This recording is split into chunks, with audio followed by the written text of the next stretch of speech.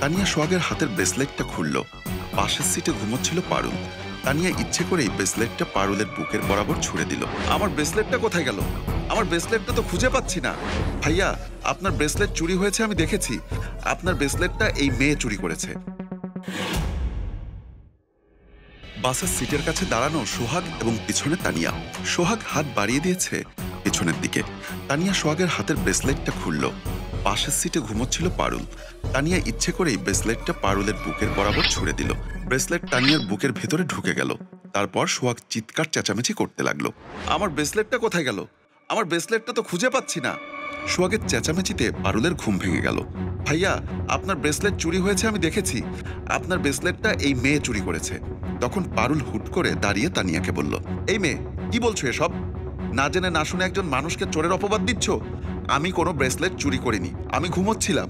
ভাইয়া, আরে এই মেয়ে তো মিথ্যা বলছে। আমি নিজের চোখে দেখেছি এই মেয়ে ব্রেসলেটটা চুরি করে তার বুকের মধ্যে রেখেছে। একদম মিথ্যা কথা বলবে না। আমি কোনো ব্রেসলেট চুরি করিনি।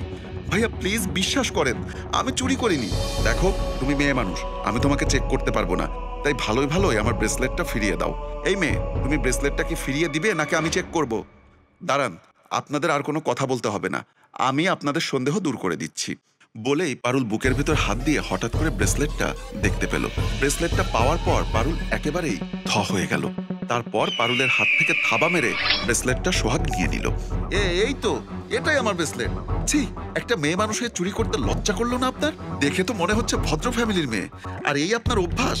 দেখেন, একদম আবোল তাবোল কথা বলবেন না। আমি এ ধরনের মেয়ে নই। দেখেছেন ভাই, একেতে চুরি করেছে, তার উপরে আবার বড় গলায় কথা বলছে। ভাইয়া, এই মেয়েকে আপনি এক্ষুনি পুলিশের কাছে ধরিয়ে দিন, তাহলেই উচিত শিক্ষা হবে। পুলিশকে কল করার দরকার নেই। ঠিক আছে, পুলিশকে কল করব না, কিন্তু আমার একটা শর্ত আছে। কি শর্ত বলুন? 50,000 টাকা দিতে হবে, তাহলেই আপনাকে ছেড়ে দিব। আপনারা সুযোগ বুঝে আমাকে ব্ল্যাকমেল করছেন। এত টাকা আমি এখন কোথায় পাবো? ঠিক আছে, তাহলে পুলিশকে কল করতে হয়। না না ভাই, পুলিশকে কল করবেন না, আমি দেখি একটা ব্যবস্থা করছি। এমন সময় পেছন থেকে আবির নামের এক ভদ্রলোক কাছে এসে বলল, এই আপু, একটা টাকাও তুমি দেবে না। পেছন থেকে আমি সব দেখেছি। ও আচ্ছা, আপনি তাহলে নিশ্চয়ই এদের দলের একজন। ব্যাস, অনেক বলেছেন, এবার থামুন আপনি, আমি বলি। আপনারা নিজেরা ব্রেসলেট খুলে মেয়েটির বুকের ভেতরে রেখে এখন আপনারাই তাকে ব্ল্যাকমেল করছেন। আপনি যে সব কথা বলছেন, আপনার কাছে কি প্রমাণ আছে?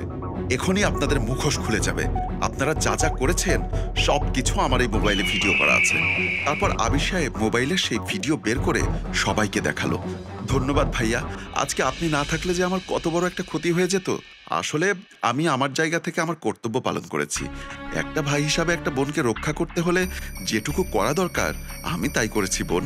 এরকম ঘটনা আমার বোনের সাথেও ঘটেছে, তাই আমি প্রতিদিন বাসে যাতায়াত করি এবং এই চক্রটাকে ধরার জন্য আপ্রায়ণ চেষ্টা করে যাচ্ছি। আর আমি পুলিশকেও কল দিয়ে দিয়েছি। সামনের স্টেশনে পুলিশ দাঁড়িয়ে আছে, এদিকে পুলিশ বাস স্ট্যান্ডে দাঁড়িয়ে আছে। বাসকে ইশারা দিতেই বাস থেমে গেল। পুলিশ বাসের ভেতরে উঠল এবং তাদের সামনে গিয়ে পুলিশ জিজ্ঞাসা করলো, আচ্ছা, আমাদেরকে এখানে ইনফরমেশন কে করেছে? স্যার, আমি ইনফরমেশন করেছি। এ দুজন প্রতারক চক্র। এর আগেও এরা আমার বোনের সাথে প্রতারণা করেছে। আজকে তাদের হাতে নাতে ধরেছি। দেখুন স্যার, আমার কাছে ভিডিও আছে। আবির সাহেব পুলিশকে ভিডিওটা দেখালো। স্যার, এরা তো প্রতিনিয়ত প্রতারণা করে, তারপর আবার ব্ল্যাকমেল করে অনেকগুলো টাকা হাতানোর ধান্দা করে বেড়ায়। এদের নিয়ে যান থানায়। এই বদমাসটাকে নিয়ে চলুন। এই মেয়ে, আমাদের সাথে এখন মহিলা কনস্টেবল নেই। ভালোই ভালোই ভদ্রভাবে থানায় চলুন। তারপর পুলিশ তাদের দুজনকে নিয়ে গাড়ি থেকে নেমে যায়। আমাদের এই ভিডিও যদি আপনাদের একটুও ভালো লাগে, তাহলে অবশ্যই লাইক, কমেন্টস এবং শেয়ার করে সবার মাঝে ছড়িয়ে দিন।